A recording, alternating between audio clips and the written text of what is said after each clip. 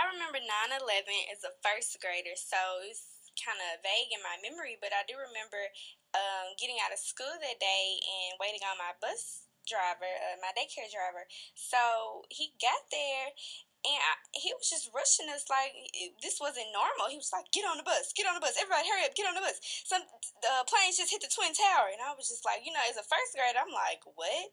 So we get back to the daycare, and they put us in front of the TV, and we see the buildings tumbling down, fire, smoke, and as a first grader, I really didn't know what was going on. So as I got home, and I asked my dad, Dad, why was everybody upset today? He explained to me that two planes hit the Twin Towers, and that a lot of people were killed, a lot of people were jumping out of the buildings, and it's a first grader that called home to me because I knew what death was. On the day of 9/11, it was a normal day, and I remember my mom had gotten me up for school just like any typical day.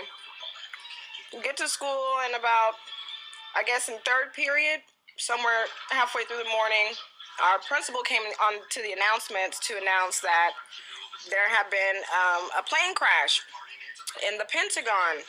So we kind of sat there waiting around, to hear if there was any updates or what has gone, what actually was going on. And then he came on again to announce that there had been a second plane hit into the Twin Towers. And at that point, it seemed like everybody in the class was confused. They didn't know what was going on, wanting to find out more.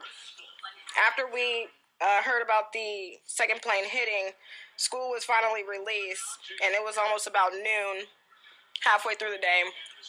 And our parents came to pick us up, and I remember going home and watching on the news and trying to find out what was going on and everything that was happening in our nation.